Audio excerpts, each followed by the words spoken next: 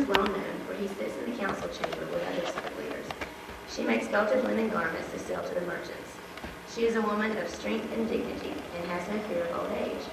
When she speaks, her words are wise, and kindness is the rule for everything she says. She watches carefully all that goes on throughout her household, and is never lazy.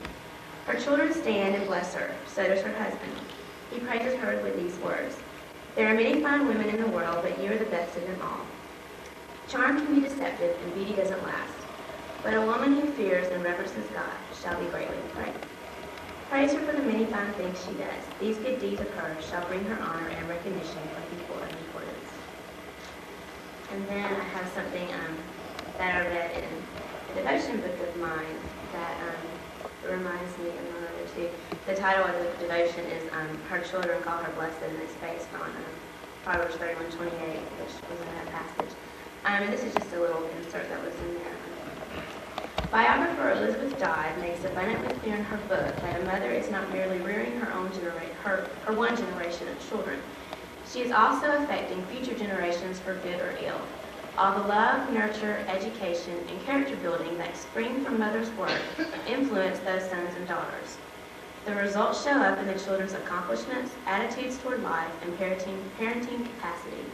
For example, one of Sarah Edwards' grandsons, Timothy Dwight, president of Yale, said, "All that I am and all that I shall be, I owe to my mother." And that's kind of how I feel about my mom. And as I get a little older myself, I guess, I have started to realize a lot of things that I'm thankful for when I was growing up. And one of them was just recently some friends of mine and I were going to the grocery store. We were buying stuff to cook dinner for some other friends. And afterwards, after we'd been in the grocery store for about an hour to pick out food for this one dinner, we were all real exhausted, and we just couldn't believe that we had to go home and cook it all now.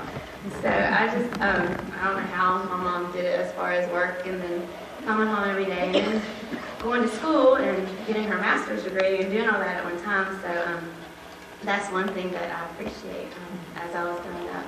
And another thing, I guess this kind of involves both of my parents, but with some of the work that I'm doing right now with my classes, I'm on a psychiatric unit at a hospital working, and one of the main things I see throughout these people is lack of support systems, and it always includes like a family support system. And that's one thing that I'm very thankful for growing up, that I always had a great support system and continue to have. So, I'm very thankful for that. But another thing, with my dad always teases me and calls me Willene Jr. So even letters he writes me always is addressed to Jody Willene Wallace Jr. So, but I know, and I think he knows, that that's one of the biggest compliments that he can pay me. So, but I'm just very thankful for my mom. Character, and I think that perfectly describes my mom. And I guess a little bit of what I want to share tonight is, you should have started crying, Jay. Flustered. But more than that, what I'd like to share tonight, and Mom, come over here and sit, my dad, if you would, is it takes two to raise a family. And I went to a Baptist college and met many dependents or kids of ministers, and saw a lot of lives that were, I guess, just more characteristic of the prodigal son. And I think it's quite a testimony, and not to be haughty or anything like that, but the lives of me and my brother and my sister, how we've all had a desire to follow Christ. And I think that comes back to the way my parents raised us. And it's like Jody said, things you don't think of while you're still at home. It takes getting out and eating college food for a while to understand it. But this is a song I just wrote, and so if I can't get through it, please forgive me. But it's from my mom and dad.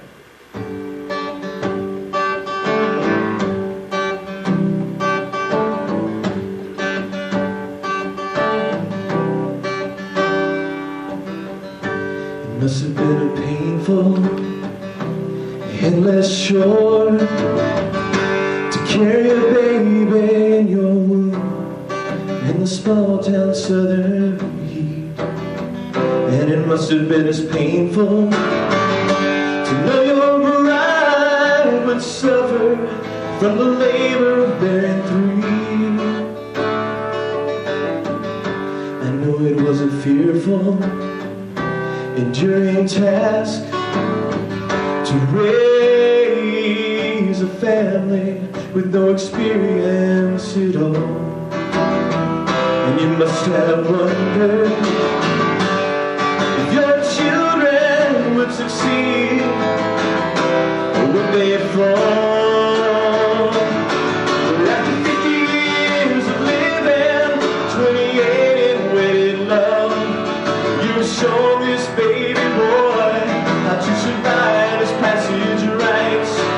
But more than just the words, you've shown me with your lives. Mom and Dad, you know how to raise a man right.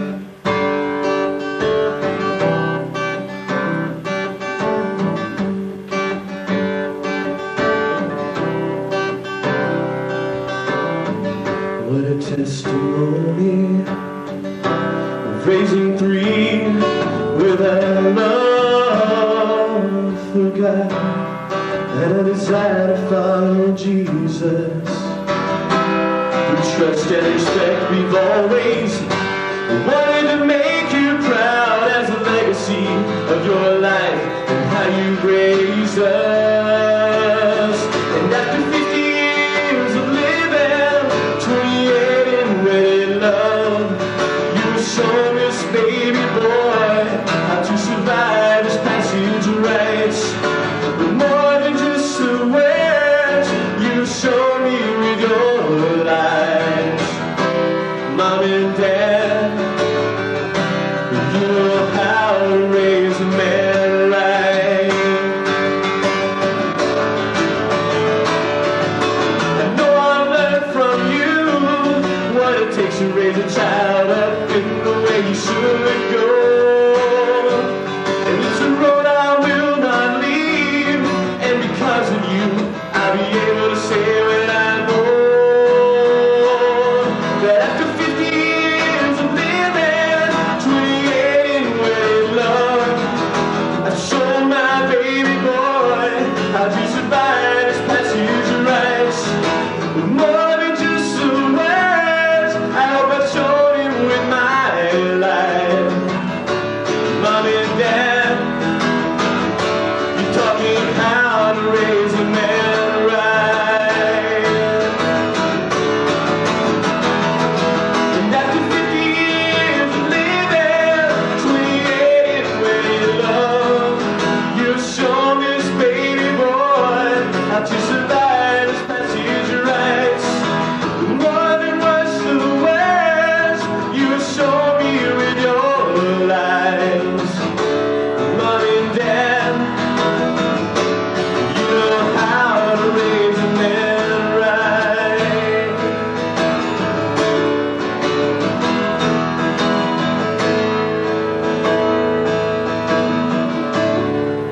You have raised this man right.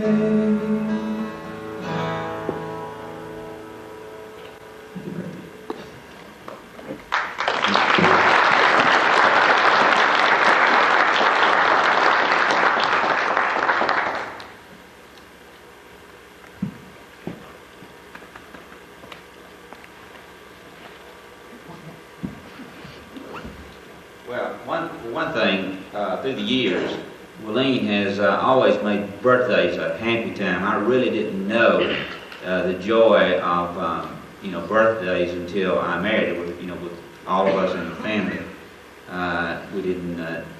we had so many, and Mother never did make it real special. But once we married, birthdays have always been a very special time, and it's a special time for us to be together as a family. And unfortunately, Jeffrey can't be with us tonight, but wish he could be here too. If you think I'm killing time, I am.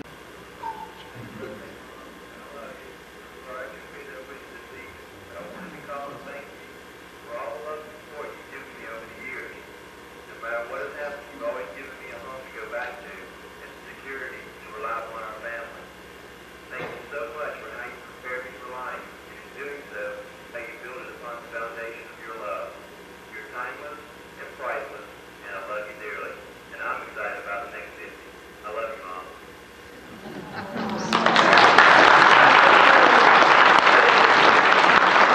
Thank y'all for being patient with me and doing this, because we do love her beyond any words that we can describe, and all of us. And thank you for sharing this time with us. And you're dismissed.